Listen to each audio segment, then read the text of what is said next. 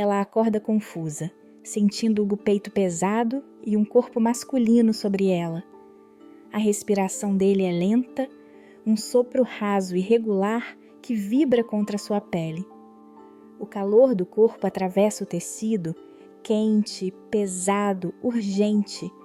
Vem o cheiro do couro e da neve derretida, um odor frio que lembra as docas e o metal molhado. Seus dedos procuram estabilidade, repousam no tecido do manto, encontram algo duro e frio por baixo e a cabeça gira. Ruas do bairro das Docas, onde o sal e a fumaça moldam vozes e segredos. Palácio de ébano, construído em pedra escura sobre a colina central, sede do trono e da lei. Bosque de véu, a antiga linha de árvores onde rituais e trilhas esquecidas ainda guardam memórias. O mundo tem regras antigas. O poder nasce das marcas ancestrais, sinais que aparecem em ômegas de linhagens raras. Essas marcas permitem influenciar por curtos períodos laços de sangue e devoção entre um alfa e quem carrega o sinal.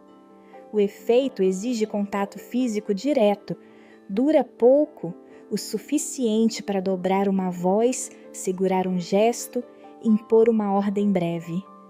O preço é alto. A ativação esgota a portadora por dias, traz febre, fraqueza e perda temporária de sentidos. Qualquer uso posterior precisa obedecer a essas regras. Não há atalhos, não há uso ilimitado. Socialmente, o reino se sustenta numa hierarquia rígida. Alfas dominam política e segurança. Betas trabalham, mantêm a ordem, seguram as pontas. Ômegas são frequentemente marginalizados, vistos como propriedade, como ferramenta. Leis permitem aos alfas reivindicar proteção oficial sobre ômegas marcados.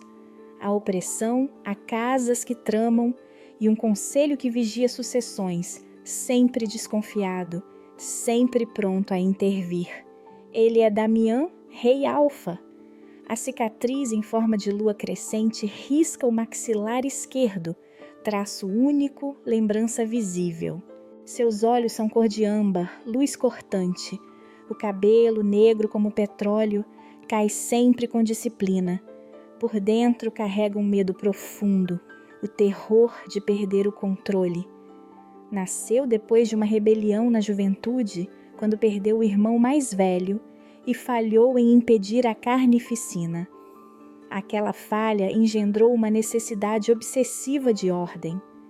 Externamente enfrenta um conselho que desconfia de sua autoridade e um movimento político que questiona sua legitimidade. Antes deste momento, Damian é rotina rígida, protocolos matinais, presença fria, voz medida, move-se por dever e culpa, guarda afetos em silêncio, mantém o mundo em rédeas curtas. O que ele quer é estabilidade, obediência ao trono. O que precisa, sem saber ainda, é aprender a confiar, aceitar vulnerabilidade, liderar sem esmagar. Ela é Lúcia, pele levemente bronzeada, cabelos ruivos curtos que batem no pescoço, olhos verde-mar que parecem sempre observar além. Uma marca pálida em forma de espiral repousa sobre o externo, escondida por roupas surradas e medo antigo. Seu conflito vem de longe, vergonha e medo desde a infância por carregar a marca ancestral herdada da avó materna. A mãe foi exilada quando Lúcia era bebê. O abandono ensinou desconfiança. O segredo central é explícito e pesado. Lúcia é portadora de uma marca ancestral que a liga ao trono. Quando a marca é ativada pelo contato com o selo de ébano, pode impor obediência parcial a alfas de linhagem direta. O poder é proibido. Foi escondido por gerações, passado em sussurros, em noites marcadas. Antes deste capítulo, Lúcia era órfã resiliente, dura por fora, cheia de medo por dentro. Sobrevive nas docas, luta por pertencimento, sente raiva diante de injustiças, Ela quer segurança, aceitação. Precisa aprender a entender e controlar a marca para ser dona do próprio destino. O objeto que importa tem nome e peso. Medalhão do selo de ébano. Ônix negro, aro de prata trabalhada, 3 centímetros de diâmetro, gravado com runas do trono e pequenas inscrições em latim antigo. Um cordão de couro escuro segura o peso no peito. Damián o usa pendurado no pescoço, por dentro do manto, sobre o peito, sempre encostando na túnica. Para os olhos do reino é símbolo de autoridade. Para certas cerimônias é chave ritual. Aqui, no primeiro contato, ele reage à marca de Lúcia. A origem da marca é ritual. Veio pela linha materna, um pacto antigo que uniu sangue e jurisdição como proteção e herança. Mulheres da família repetiram o rito em noites específicas, passando o sinal às filhas. A primeira vez que o poder se manifestou para Lúcia ocorreu numa noite de lua cheia, durante a geada ou iada do outono, 8 anos antes, quando tinha 12 anos. Ela tocou a mão de um alfa que tentava expulsá-la. A mão dela aqueceu e a voz do alfa tremeluziu, obedecendo a uma ordem breve. Foi a primeira vez que sentiu o peso da marca, o antagonista à ponta das sombras do conselho. Corvax, conselheiro ducado ambicioso. Figura sombria, sempre com ar calculista. Sua motivação é compreensível. Sua família foi despojada de poder por uma aliança que Damián representa. Corvax quer restaurar uma linhagem perdida, dar estabilidade ao seu clã. O ressentimento e o medo pelo destino do seu povo o movem. Ele ordenou vigiar as docas. Pretende usar a presença de uma marca para desestabilizar o rei. A lei local é clara sobre anomalias rituais. Quando detectam uma marca, podem recolher omegas marcados. Rumores nas docas chegaram ao conselho. Soldados trouxeram Lúcia, inconsciente, e a colocaram no camarote do trono para avaliação oficial. Não foi destino, foi ordem. Agora Damián encontra Lúcia acordando. Seu corpo pesa sobre o dela. O medalhão encosta na pele exposta, roça o externo. Um calor leve percorre a corrente. Lúcia sente um formigamento quente, quase um sussurro sob as costelas. O coração dela desacelera, medida inútil frente ao medo e ao desejo. Damián sente também. Os olhos dele, âmbar, buscam interpretação. Não há controle total, apenas promessa de algo maior. Faz frio, é final de inverno. A neve ainda mancha as calçadas. A tensão no ar, proibida e elétrica. O encontro é gatilho externo e tangível. A lei, o conselho, o desejo de Corvax. A narrativa vai se desenrolar pelos próximos 6 meses. Agora, no silêncio do camarote, 2 corpos e um selo se encostam. Há medo, há possibilidade. Há regras antigas e escolhas que ainda não foram feitas. Se você está gostando, deixe seu like e comente de qual cidade está assistindo. Na manhã seguinte, o Palácio de Ébano estava frio e claro. Eles ainda se encontravam no camarote do trono, uma sala fechada logo acima do salão principal, com janelas que alcançavam a colina e permitiam ver, distante, o bairro das docas e, mais além, a linha sombria do bosque de véu. O ar do aposento cheirava a cera e metal. O calor, vindo do corpo de Damián, contrastava com a geada que insistia nas pedras externas. O medalhão do selo de ébano pendia no pescoço de Damián, encostando na túnica. Quando Lúcia falou pela primeira vez, descrevendo a ínfância que tentou enterrar, o metal junto ao peito dele aqueceu e emitiu um brilho tênue, como se reagisse à lembrança.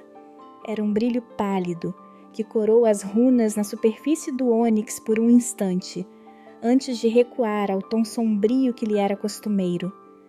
Lúcia falou baixo, as palavras saindo apertadas. Tinha medo do mar, disse. Achava que se eu dormisse, Ele me levaria como levou minha mãe. Eu me escondia nas redes, acreditava que se o barco sumisse, eu sumiria junto.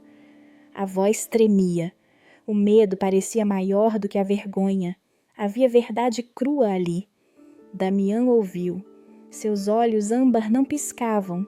Por um segundo, raro, quase impossível, a tensão em seu rosto cedeu. Ele deixou a guarda baixar. Eu vi a guerra devorar meu irmão, respondeu lento. Vi homens que eu deveria ter protegido morrerem por acontecer de eu hesitar. As palavras saíram sem o peso cerimonioso. A mão dele pousou cuidadosamente sobre a dela. Lúcia permitiu o toque. Era um gesto pequeno, íntimo, que disse mais do que ordens e proclamações. Por minutos o camarote foi apenas respiração e memórias. Damião relaxou a rigidez. Lúcia, acostumada a ir a recuar, deixou que a voz guiada pela emoção se abrisse.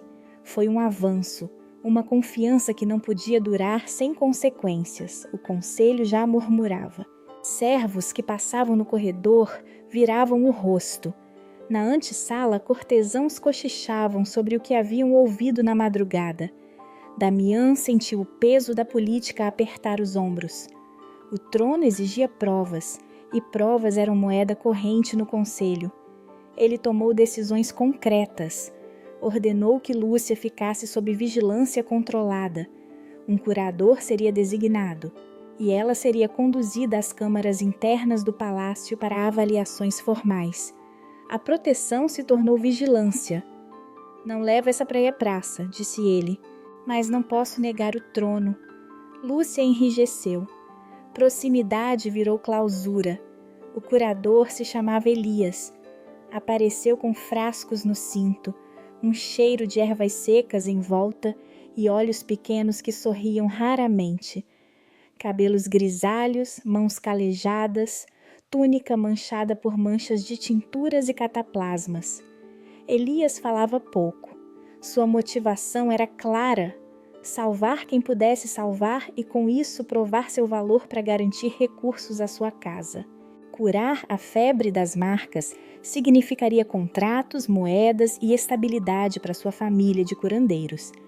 Para Elias, Lúcia era tanto um paciente quanto uma oportunidade. Durante o exame, Elias notou algo que fez seus dedos hesitar. Sob a pele, junto à espiral no externo, havia traços pálidos que não pareciam cicatrizes comuns, linhas que formavam uma simetria antiga. Ele ergueu a lâmpada e murmurou: sinais diferentes. As palavras vazaram pelos corredores rapidamente. O curador, relutante, avisou Damião. As marcas reagiam de forma atípica à proximidade do medalhão. Aquilo alimentou o fogo do conselho. Quando Damião falou da linhagem do trono, as runas no medalhão do selo de ébano acenderam mais vivas. Traços que só apareciam em presença de uma marca. O brilho delineou inscrições que lembravam velhas cerimônias, e a reação não passou despercebida pelas janelas onde espiões e aliados seguiam cada movimento real.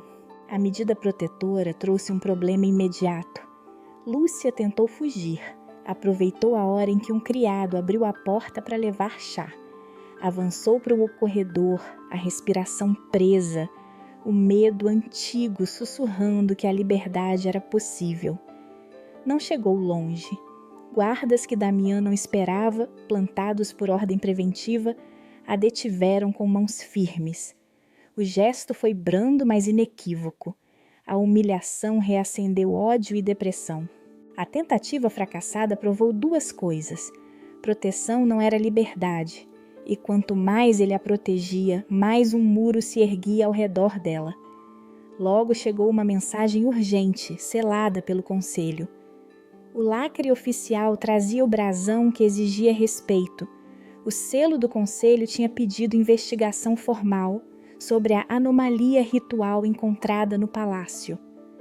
A ordem pedia audiência pública e a entrega de Lúcia para avaliações judiciais.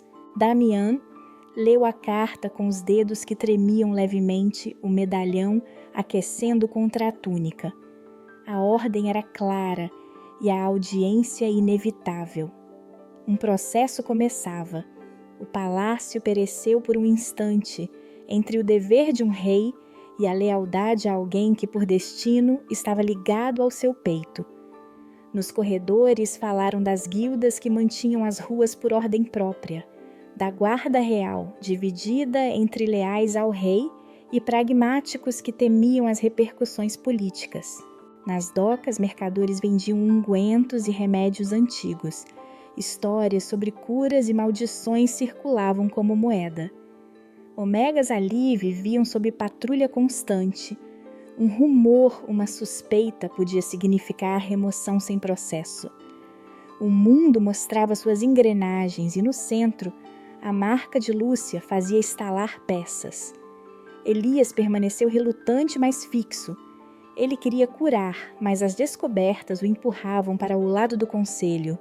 Ele precisava concluir exames que só aumentaram a apreensão dos cortesãos. Damián, dividido, prometeu defesa e ordenou silêncio. Cada solução parcial só gerava mais vigilância. O palácio fechava-se como uma concha. Ao final do dia, enquanto a luz morria sobre o bosque de véu e as luzes das docas oscilavam, alguém ficou parado fora da janela do camarote no beiral frio. Uma sombra observava o palácio de ébano, uma capa enrolada no ombro. No pulso, um brasão que lembrava o de Corvax cintilou na última luz. A mensagem do conselho tinha chegado, a audiência estava marcada, e o trono precisava de respostas. Quem na cidade trouxe a ordem do conselho? 3 dias depois. Estamos nas ruas do bairro das Docas, abaixo do palácio de ébano, e olhando para a linha escura do bosque de véu ao longe. O ar é úmido, o vento tem gosto de sal e os gansos selvagens atravessam as nuvens como pequenos espectros barulhentos. As tábuas rangem, cordas estalam e as guildas das docas regulam quem entra e sai com mais poder que o próprio mercado. Mestres de carga decidem lealdades, capatazes aceitam subornos e os homens das guildas mantêm listas de nomes que vendem às cortes. Omegas suspeitos são revistados nas esquinas por agentes das guildas. Tiram-lhes os bolsos, inspecionam o cabelo por marcas furtivas e, se encontrarem algo, prendem-nos com braçadeiras de ferro e os levam para as celas de detenção até o julgamento. É prático, seco e funciona fora do alcance dos rituais do palácio. No corredor noturno do palácio, Damián caminhou até a janela aberta que dava para as docas. Lúcia o seguiu. Havia lamparinas apagadas e o cheiro de cera velha. O medalhão do selo de ébano repousava no pescoço dele, sob a túnica, preto como a noite. Quando Lúcia, sem pensar, encostou a palma na borda do medalhão enquanto se apoiava no peitoral dele, o ônix pulsou e aqueceu mais forte. A prata do aro ganhou um brilho fosco, como se respirasse. O calor percorreu a pele deles por um instante, e ambos souberam que aquilo tinha mudado algo entre força e risco. Sentaram-se no peitoril gelado. Lúcia contou em voz baixa uma memória das ruas. Quando criança, ela roubara um barco pequeno para ver a cidade de longe, e na maré alta o barco virou. Um velho pescador a puxou pela gola do casaco e riu, chamando-a de louca, e disse que uma moeda de cobre não vale uma vida.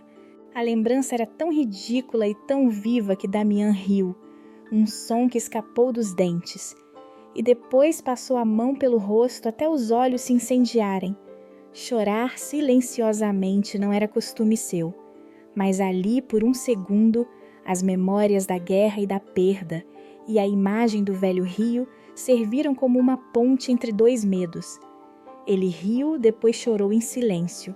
Lúcia, pela primeira vez no palácio, pediu ajuda sem rodeios. A frase saiu curta. Eu preciso saber quem era minha mãe de verdade. Ele respondeu com voz quebrada que tinha medo de que a violência fosse o único instrumento que sabia usar, que temia transformar a política em carnificina e perder novamente tudo que amava. Essa intimidade era perigosa. A determinação de Lúcia de proteger sua autonomia ferveu contra o instinto de Damián de controlar a narrativa pública. Ele tentou acalmar os cortesãos com ordens de silêncio, mas cada segredo guardado alimentava boatos.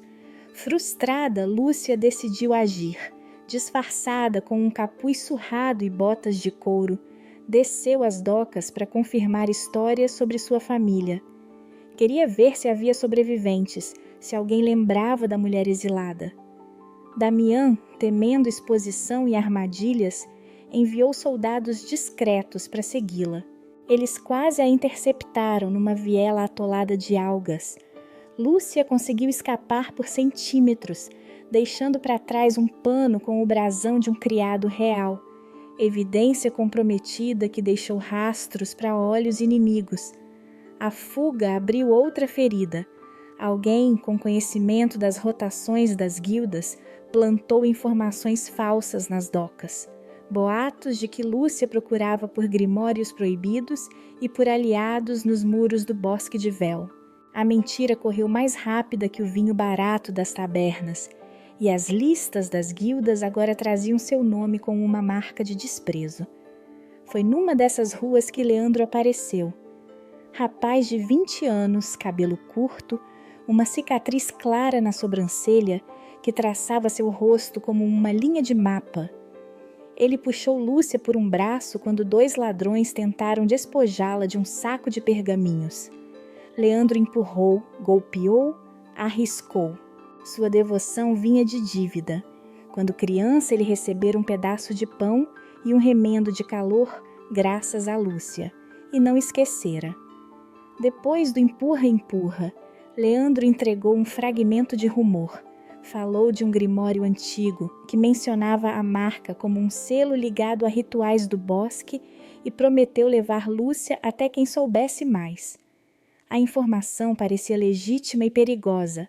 Ela avançava as perguntas que o palácio tentava calar. A noite virou em violência.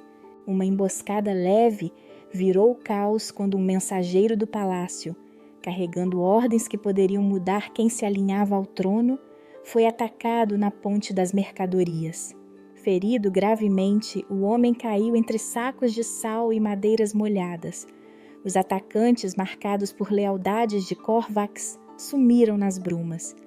O mensageiro gemia, sua vida agora pendia. Damián correu até ele, mal sabendo que o medalhão do selo de ébano reagiria de novo.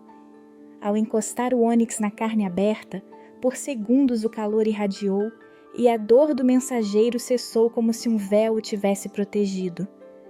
O alívio durou apenas instantes, suficiente para que Damián percebesse que o objeto não é apenas símbolo. Ele responde à marca, pode curar ou dominar, e essa revelação o assustou profundamente. Elias, ao ver aquilo, murmurou que tudo fora além de qualquer tratado médico conhecido. No úmido das docas, entre gansos que bicavam restos e ventos salgados que cortavam os rostos, Leandro trouxe ofegante um pedaço de pergaminho com a palavra véu rabiscada. Contou que vira homens com o brasão de Corvax, jurando que o palácio cairia em menos de uma lua. O fragmento tremia nas mãos sujas do rapaz.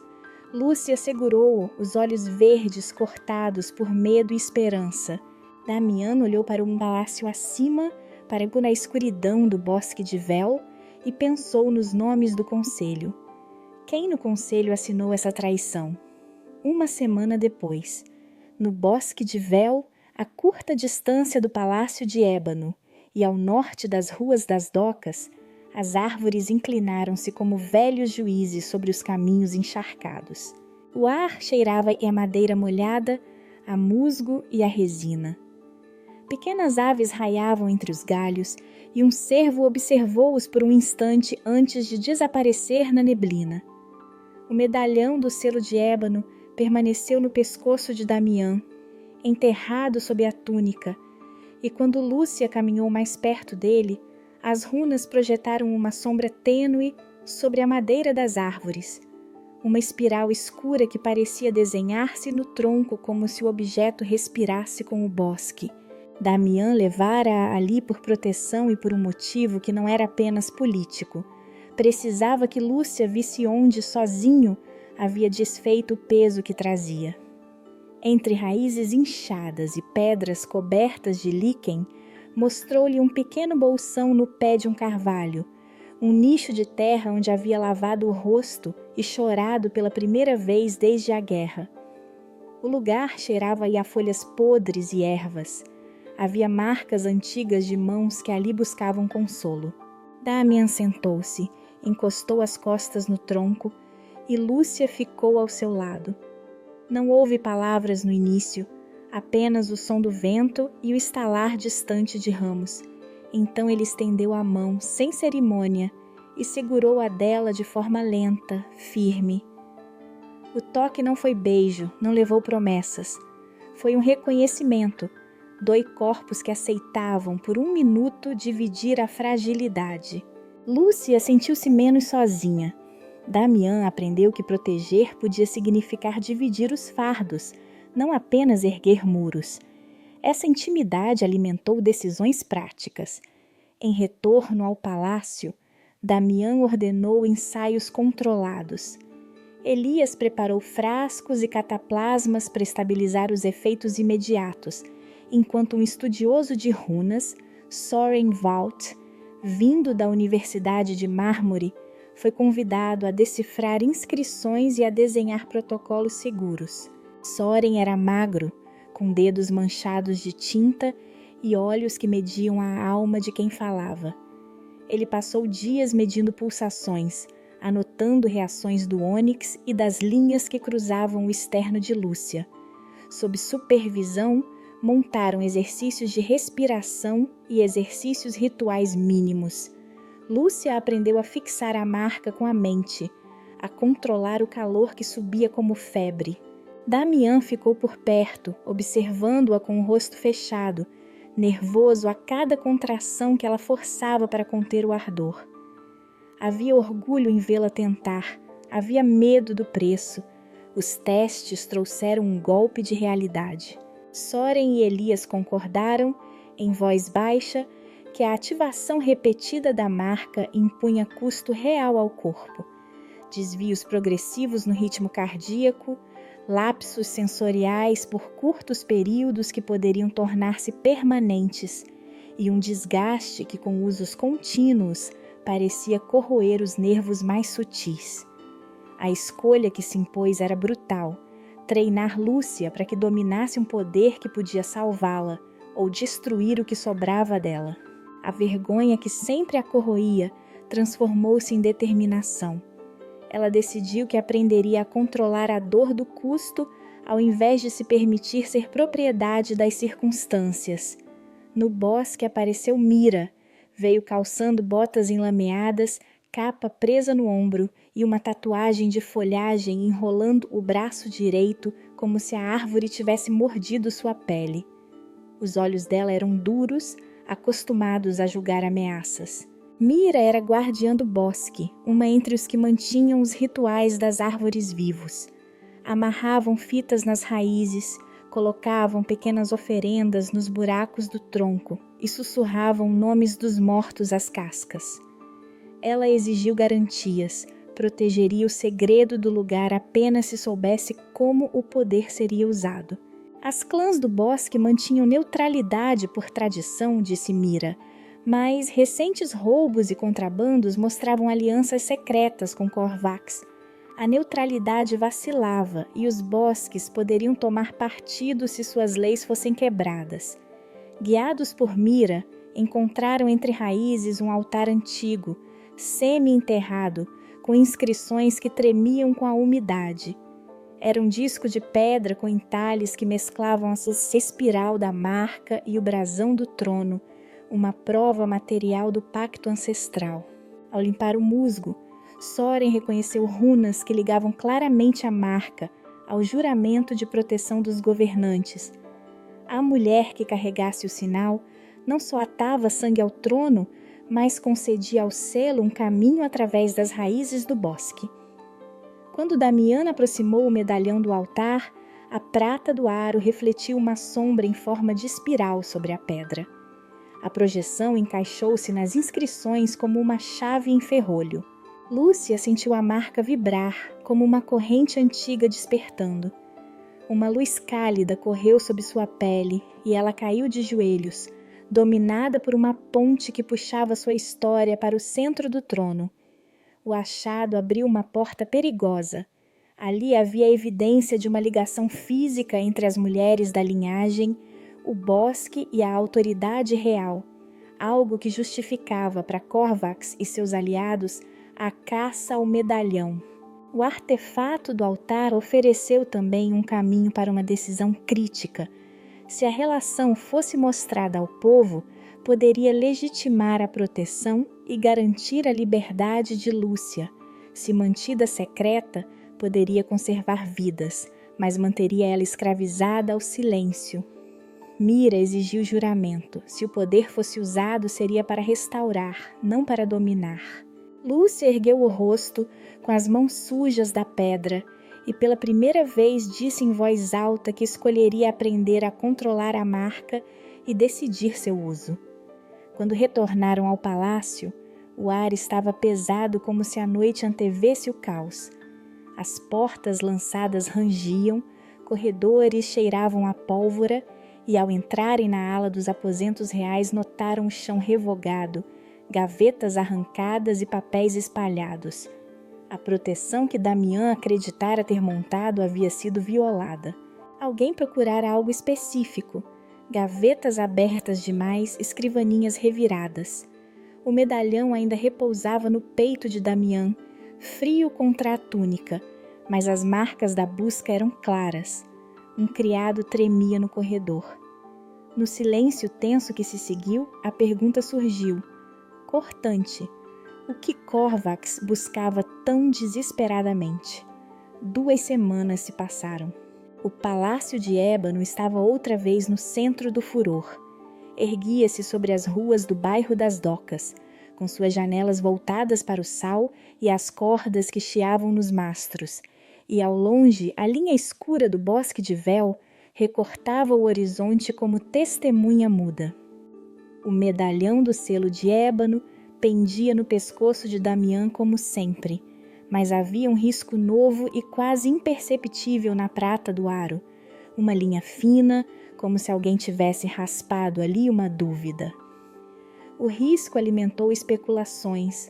Nos corredores, cortesãos comentavam que até um sinal físico no símbolo do poder era leitura política.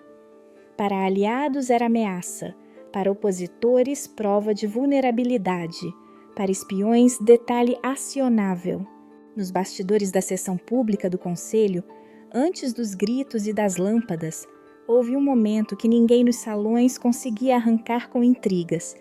Damián e Lúcia, encostados numa antecâmara, onde ruídos de capas e passos se acumulavam. Ele fechou a porta com cuidado. Os dois sentaram-se, as costas empoeiradas pelos panos que cobriam barris usados como improviso de apoio. Damián fechou os olhos e puxou o ar curto de alguém que medida sua assal como arma. Lúcia, tensa, respondeu ao ritmo. Sem palavras, ele começou a compartilhar respirações, inspirando e expirando com ela como se ensinasse uma canção antiga. A técnica simples a ancorou. Lúcia segurou a mão dele com firmeza, não mais como quem implora perdão, mas como quem reivindica companhia. Aquela apreensão calma, pública só para eles, consolidou um elo. Era intimidade que crescia na urgência. A audiência fora marcada para limpar o nome do trono e trancar a narrativa antes que Corvax a incendiasse. Ainda assim, notícias vazaram. Mercadores espalharam boatos nas feiras. Tabuleiros de jogo interrompidos por vozes que recontavam a história de um medalhão marcado. Homens de carga nas docas se recusavam a transportar produtos vindos do palácio por medo de rituais. Sacerdotes nos limites do bosque de véu Reuniam-se em vigílias procurando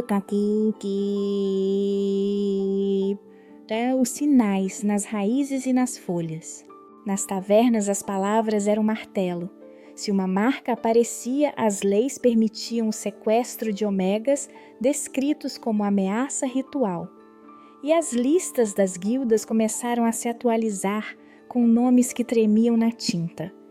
Lúcia lutava consigo mesma, debatia se devia revelar parte da verdade para anular as mentiras dos corredores e livrar Damián das acusações de manipulação. Mostrar o elo real entre sua linhagem e o trono poderia desmontar a narrativa de Corvax, mas também a transformaria em objeto público, em peça legal. O medo antigo, ser tratada como ferramenta, batia contra si a vontade de proteger quem agora lhe cabia. No fim, decidiu comparecer à audiência pública sob a proteção explícita de Damián. Era risco calculado. Se a verdade fosse divulgada por inteiro, Lúcia perderia autonomia. Se calasse, Damián poderia sangrar politicamente. A sessão começou com vozes afiadas. Um senador, oblíquo e cruel, disse que o trono precisava de limpeza. Um deputado, sem cerimônia, provocou uma votação de emergência para restringir direitos de omegas nas províncias, saída rápida e populista para preservar ordem. A guarda real, já dividida entre leais ao rei e oficiais pragmáticos temerosos das consequências, cerrou fileiras com atenção. Ali Ilias entrou em cena, orador do conselho, passos firmes, golpeando o tubo de madeira no púlpito como quem marca a batida de tambor. A voz dele era áspera e a mão esquerda, exibindo veias saltadas, denunciava anos de discursos e de punhos fechados. Ilias, motivado por uma estabilidade que julgava necessária, pediu provas concretas que justificassem qualquer exceção legal. Não podemos reescrever a cidade por um rumor, bateu ele, exigindo documentos, juramentos, algo que Lúcia sabia não possuir sem se expor. Quando o senador falou de linhagem e herança, o medalhão no peito de Damián vibrou sutilmente, um tremor que 2 observadores perceberam. Um cortesão ao lado dele e um espião na galeria, olhos atentos ao risco novo na prata. O espião anotou tudo. O risco, o leve tremor do ônix, a respiração irregular do rei. E percebeu que a conexão entre o medalhão e a marca podia ser detectada em público. Não era apenas cerimônia, era evidência. Aquilo incendiou o salão. Acusações de manipulação alçaram voo. Você usa omegas como peões, gritaram. Damián teve que responder. Em vez de recuar, fez um movimento político ousado. Ordenou que a votação fosse adiada por consulta extraordinária ao Bosque de Vel, gesto que obrigava os sacerdotes a intervir e forçava o conselho a reconhecer símbolo e rito. O risco era claro. Sua autoridade podia ser contestada ainda mais por quem via a suspensão como sinal de fraqueza. A solução parcial gerou retaliação imediata. Facções que desejavam declarar Lúcia propriedade do Estado ficaram furiosas. Deputados exigiam que ela fosse entregue ao Arquivo Real para averiguação de juramentos, um eufemismo para prisão sob tutela. Ilias, pressionando por aliados, pediu que Lúcia provasse com artefatos que não poderia expor. Registros do pacto, nomes de antepassadas, coisas que existiam apenas em pequenos altares no bosque e em memórias cuidadas por Mira e Soren. Enquanto isso, mercadores nas docas inventavam listas de omegas perigosos e a guarda, nas ruas, revistava pessoas buscando qualquer sinal. No meio do clamor, quando essa votação começou a se formar, alguém na plateia rompeu o murmúrio com um grito estridente. Lúcia!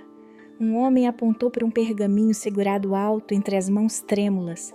Era um retrato antigo, com traços que ligavam claramente uma mulher de cabelos ruivos à insígnia do trono, uma ligação visual demais para ser ignorada.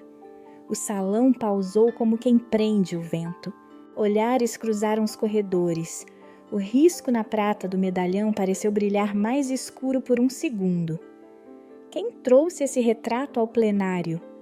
Na noite seguinte, nas ruas do bairro das Docas, o vento do mar trazia sal e óleo queimado. Lamparinas tremeluziam nas portas de taverna e o cheiro de peixe seco se misturava ao fuligem das forjas.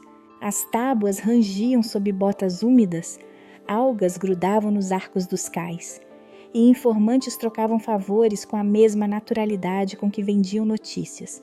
Uma concha por uma mentira, um gole de rum por um nome. Lúcia desceu entre essas sombras com capuz baixo, olhos atentos, sem o medo que outrora a impedia de andar. Veio para confrontar quem plantara o retrato, não para assumir destino, mas para arrancar responsabilidade. No bolso, o papel do pintor queimava como promessa. Ela encontrou o homem numa sala de fundo de uma taverna que cheirava a peixe e tinta. Artista de mãos manchadas, olhos nervosos, voz que tentava ser maior que seus medos. Confirmou o esquema, foi pago para reproduzir traços que ligassem Lúcia ao trono. Recebeu moedas e ordens de um arauto, alguém que vinha acompanhado por um brasão de Corvax. Enquanto Lúcia apertava a revelação contra as costelas, a lamparina oscilou, e ao longe, sobre o peito de Damián, o medalhão do selo de ébano, exposto à luz da doca, recebeu a chama pálida. A fissura no ônix, que há semanas se tornara visível, brilhou como linha de metal sob as chamas. O aro de prata esquentou, o calor subiu como aviso até a pele de Damián, e a prata respondeu com um leve tilintar que poucos ouviriam como prece. O medalhão ficou mais quente quando a lamparina oscilou próxima, como se reconhecesse intenção. Damián chegou silencioso, disfarçado entre mercadores, e tomou posição ao lado de Lúcia sem teatralidade. Não houve abraço antigo, houve palavras cortantes. No cais entre cordames e vozes de marinheiros, Lúcia falou primeiro, com uma firmeza que surpreendeu os próprios dentes. Não serei mercadoria, disse com dureza. Não vou me esconder mais para salvar sua aparência. Damián respirou fundo, o som abafado pelo vento. Tenho medo, admitiu ele sem a coroa na voz. Medo de que ao tentar proteger eu precise arrancar partes de mim que me tornam humano. A confissão era nova, crua, e partiu em ambos uma pontada de reconhecimento que não suavizou, mas afinou o que vinham negociando. Respeito por autonomia. Decidiram seguir o rastro do arauto. O pintor apontou uma rua transversal, onde os arautos, quando pagos, buscavam esconderijo. Subiram em grupo. Lúcia, Damián, 2 guardas leais e Soren, que por curiosidade acadêmica acompanhava com lanternas e mapas. No caminho, uma figura curvada surgiu. Rosa, parturiente, idosa das docas, rosto marcado por cicatriz que contava muitas noites, mãos gastas, olhos que guardavam memórias. Ela trouxe consigo uma carta amarelada lacrada com cera de outra era. Ela é da minha linhagem, murmurou Rosa, entregando o papel a Lúcia como se passasse herança. Motivação clara, proteger a quem chamava de neta de sangue. A carta, disse, apontaria para um registro no Bosque de Vel, um nome guardado em um livro que os sacerdotes mantinham entre raízes. Antes que pudessem partir com as novas pistas, foram emboscados. Homens encapuzados desceram das sombras como vontade de fome. O primeiro ataque foi rápido. Pedras arremessadas, lâminas que tilintaram. Um guarda caiu, um golpe profundo no ventre que manchou as tábuas com sangue brilhante. O ar cheirou a ferro. No empurra-empurra, uma das pergaminhos, prova que ligava o arauto a Corvax, foi arrancada das mãos de Soren por um vulto que fugiu por entre os galpões, levando as palavras que tanto precisavam. O grupo lutou. A lamparina que tremia caiu e extinguiu-se, deixando apenas a lanterna do rei a projetar sombras longas. O guarda ferido sangrava muito. Damian ajoelhou-se, as mãos firmes tentando estancar o sangue. O medalhão que repousava no peito recebeu um respingo rubro. Uma gota correu, escorreu pela prata já marcada e encontrou a fissura, penetrando como se o símbolo sentisse dor. Damian viu a linha negra abrigando um fio de vida alheia e por um instante a autoridade que sempre usara com punho ferveu em pavor. O metal manchado parecia frágil. O rei sentiu que o poder também era vulnerável àquilo que não controlava. O medo antigo de perder o controle se transformou em outra coisa, culpa vivida e palpável. Rosa curvou-se sobre o papel que restara, os olhos secos e claros. Sussurrou algo que vinha de rituais antigos, palavras que faziam o ar parecer mais denso. A escolha que custará uma casa. Quando abriram a carta, o nome que apareceu era de alguém do Bosque de Vel, um nome que ninguém do palácio esperava ler ali, escrito em tinta tremida. O cais cheirava a Iamar e metal e a pobreza do mundo. O som de gansos longínquos marcava o silêncio, e a pergunta queimava em todos. Quem do bosque guardaria tanto medo, 3 dias depois do ataque? No palácio de ébano, com a visão das ruas do bairro das Docas e a linha escura do Bosque de Vel ainda no horizonte, a tensão crescia como ferrugem. O medalhão do selo de ébano permanecia no pescoço de Damian, mas algo havia mudado. A fissura na prata agora pulsava com um brilho irregular, como se alguém tivesse tentado de longe clamar por sua força. O ônix exalava calor em ondas desiguais. Cortesãos sussurravam que a peça parecia viva e que alguém em algum lugar havia tocado o fogo do seu significado. A suspeita de complô entrou em cada corredor do palácio. Naquela noite, antes da reunião com aliados, Damian fechou a porta do seu aposento e sentou-se frente a Lúcia. As lamparinas cantavam. Ele deixou o medalhão no peito visível por um instante, e a prata lançou sombras que tremeram sobre os rostos. Lúcia falou primeiro, voz baixa e urgente. Admitiu que vinha considerando usar a marca publicamente, não como subserviência, mas como ato de defesa para salvar a vida do rei e coroar a verdade que poderia desarmar Corvax. Se eu me expuser, disse, posso anular a mentira que querem fazer de nós. Havia determinação e medo misturados. Damian ouviu e sofreu. Sua respiração falhou.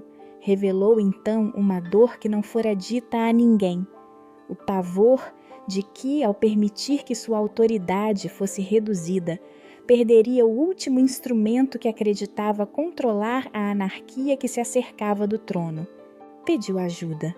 Não com ordens, mas com palavras trêmulas, e pela primeira vez permitiu que Lúcia visse a amplitude do seu medo. Ensinaram-se um ao outro naquele silêncio. Ele, a humildade de reconhecer que precisava de aliados, ela, a responsabilidade de escolher como e quando a marca seria mostrada. Cresceram em devoção prática e tática, não apenas em afeto. Na manhã, o encontro privado reuniu líderes aliados, capitães das guildas das docas, mercadores que controlavam rotas comerciais vitais, Soren Valt com mapas de rune, Elias com frascos prontos, e por fim Selene, embaixadora de uma cidade-estado mercante distante.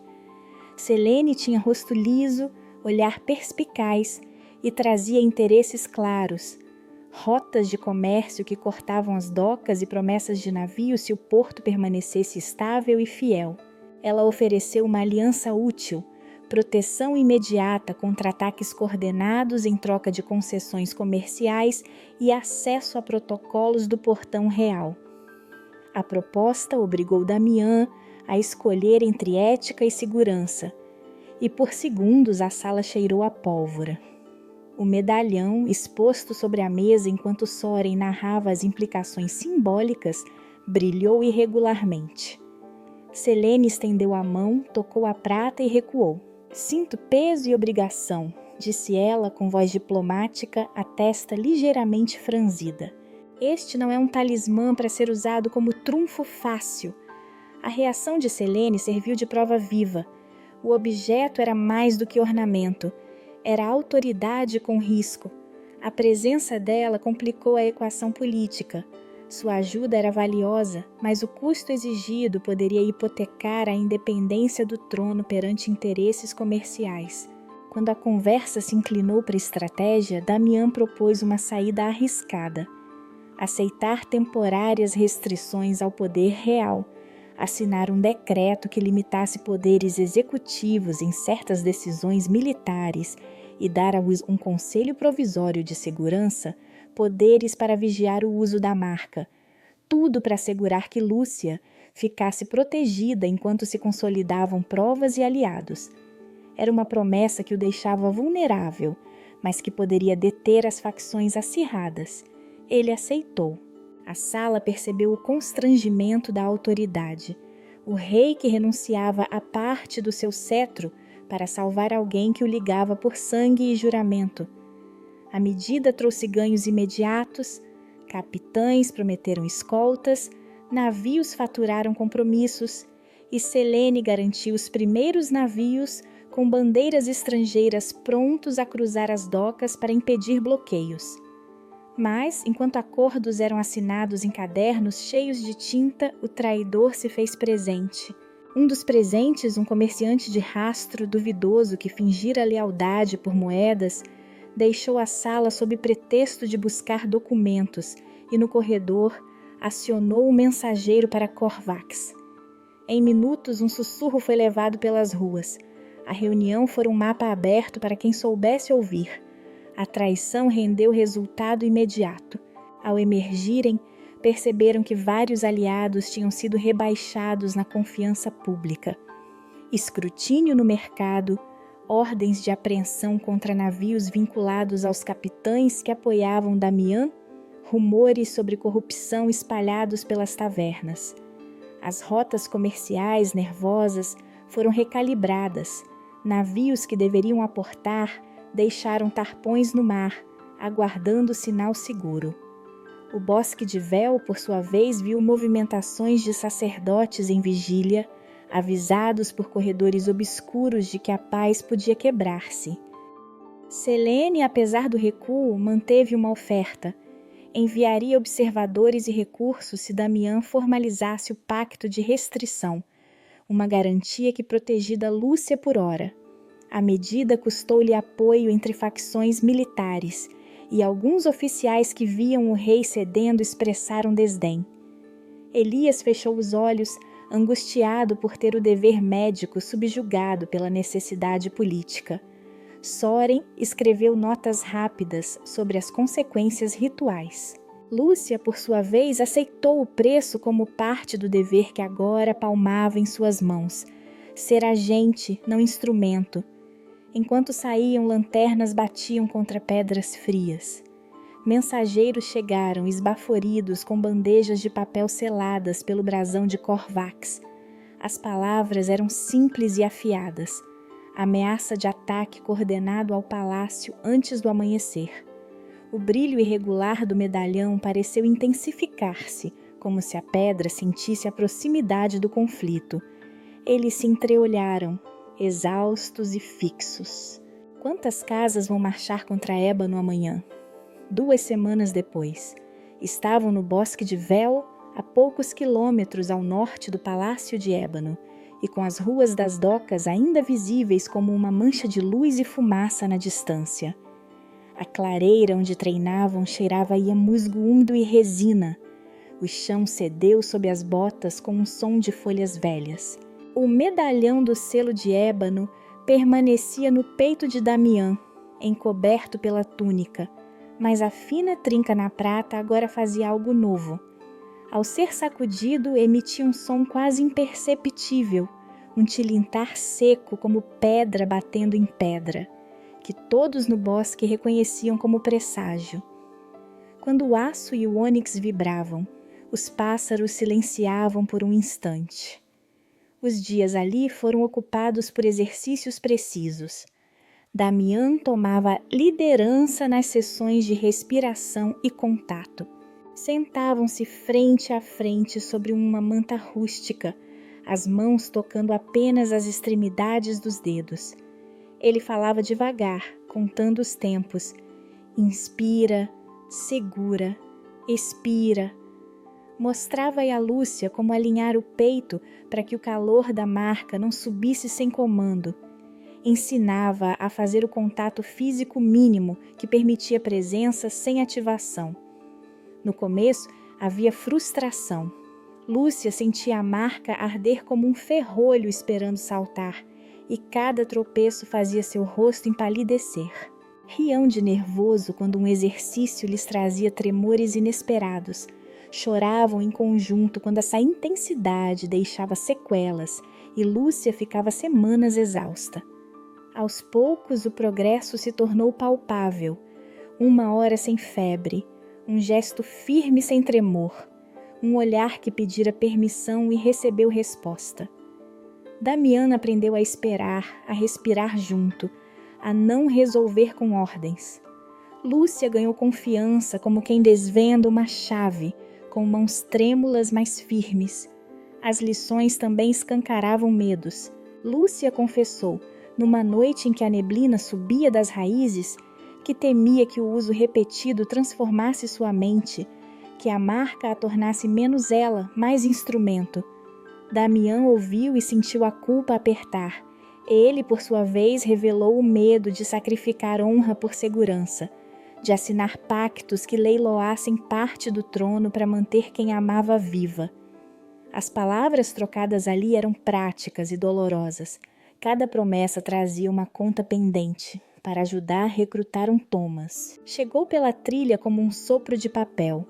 Homem baixo, óculos tortos sobre o tabique, dedos manchados de tinta como se tivesse enterrado as mãos em livros. Trazia um tomo pesado, encadernado em couro gasto, que abriu sobre uma pedra. A motivação dele era clara. Curiosidade acadêmica temperada com a promessa de glória se decifrasse algo que ninguém mais conseguira. Pôs-se a folhear runas e anotações de druidas antigos e apontou para instruções parciais sobre um contraritual que poderia proteger a marca sem torná-la instrumento de dominação.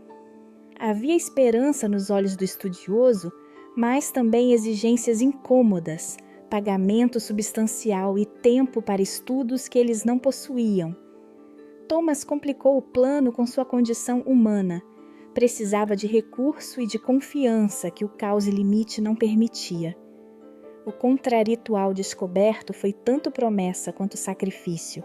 Nos pergaminhos envelhecidos, entre notas sobre raízes que deveriam ser alimentadas com juramentos e alabastros de seiva, havia um procedimento parcial: envolver a marca numa malha de juramentos, recitar versos antigos sob a lua e oferecer um símbolo de renúncia.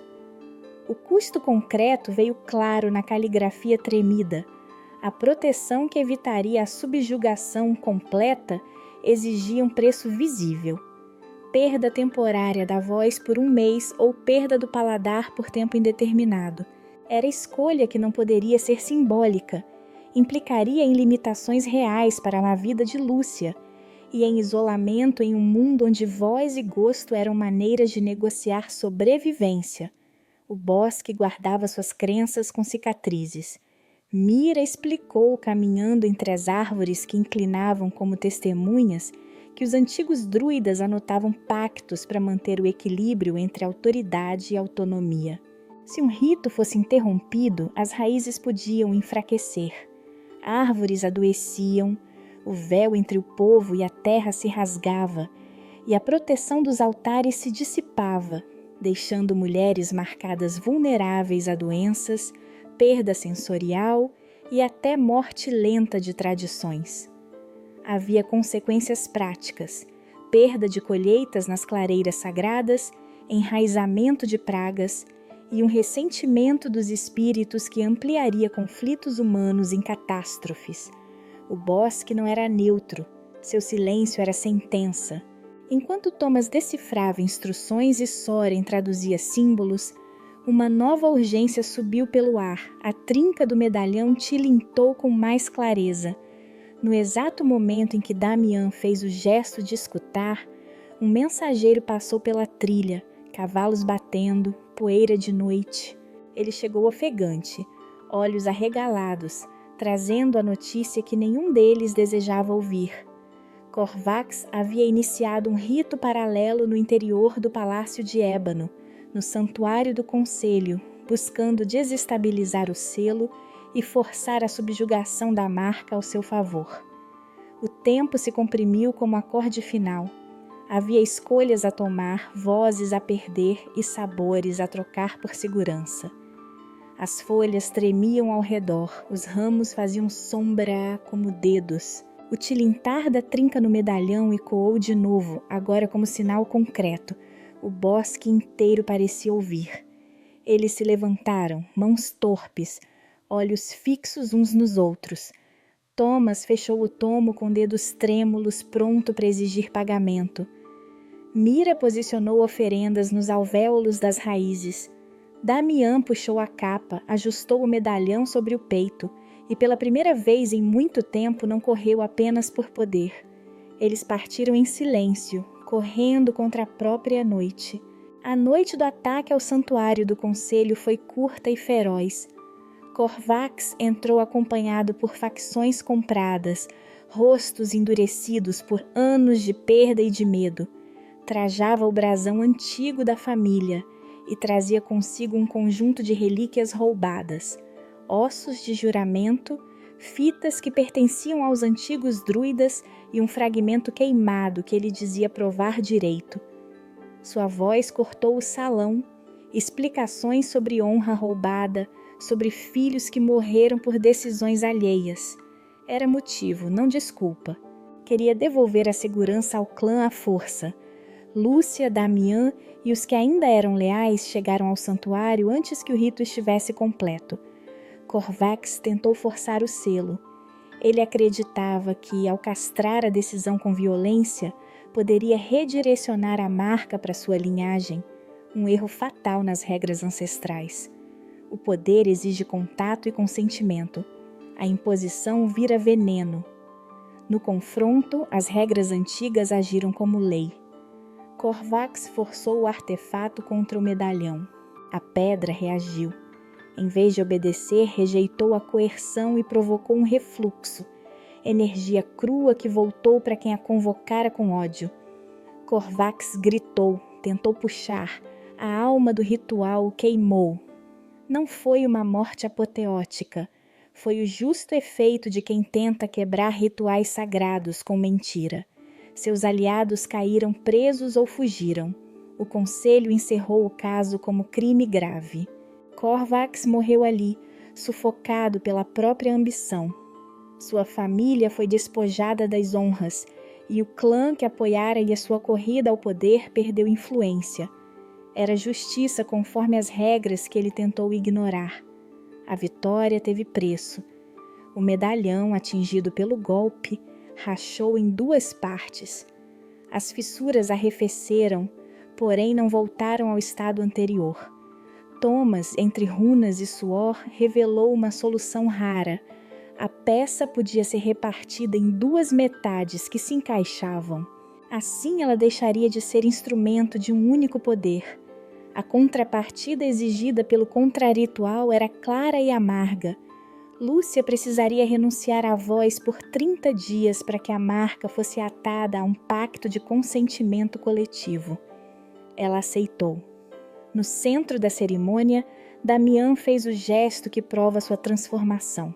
Em público, diante do conselho, diante de Mira e dos representantes das docas, assinou um decreto que limitava parte dos seus poderes executivos e reconhecia direitos ritualísticos às guardiãs do Bosque de Vel.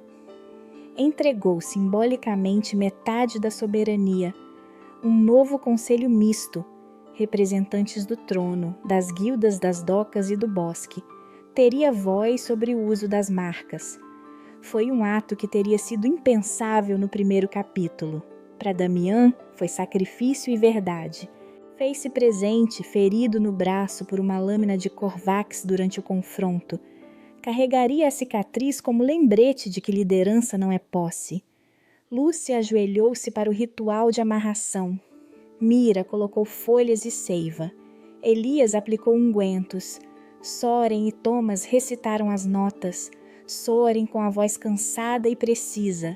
Ela colocou a mão sobre a metade do medalhão que tocaria o bosque. O ato exato foi pequeno e terrível. Sua voz sumiu por semanas. A marca assentiu e, ao ser selada assim, respondeu apenas a ordens com consentimento pronunciado em assembleia do novo conselho. Não poderia mais ser imposta com contato único. Lúcia emergiu com a pele do externo marcada, uma linha pálida que lembraria sempre o preço pago. A perda temporária da voz foi dolorosa, a ferida emocional permanente, mas era dela e não de outrem. As consequências políticas foram reais. O Conselho, chocado pela tentativa de Corvax, aprovou reformas de emergência. Ilias, confrontado com a própria rigidez, renunciou ao posto de guardião da ordem e saiu do Conselho. Sua carreira terminaria em estudos sobre justiça. Selene manteve acordos comerciais, mas com supervisão do novo Conselho. Seus navios voltaram às rotas, e os capitães que apoiaram Damião receberam proteção oficial em troca de lealdade revisada. Elias foi nomeado cirurgião-chefe do palácio. Sua casa recebeu contratos para cuidar das vítimas das marcas. Leandro recebeu uma patente e tornou-se mensageiro oficial entre as docas e o palácio. Rosa foi reconhecida como matriarca das comunidades dos cais. Recebeu proteção legal. Thomas ganhou posição no arquivo do bosque, com recursos para estudar runas honestamente. Mira tornou-se guardião oficial do altar no bosque de Vel. Um guarda ferido durante a luta não sobreviveu. Seu funeral foi no pátio das docas, lembrado como sacrifício por uma ordem que mudaria. O medalhão ficou dividido. Uma metade foi colocada numa pequena cavidade junto ao altar do bosque de Vel, coberta por musgo e juramentos. Ali as árvores vigiam. A outra metade voltou ao palácio de ébano, agora exposta não como símbolo de dominação, mas como lembrança de aliança. Encaixada numa esfera de madeira no vestíbulo, visível a quem entra. O metal não se curara por completo, a junção era visível. Era belo justamente por isso. Meses depois, as ruas do bairro das Docas respiravam mais seguras. As guildas aceitaram representantes no novo conselho.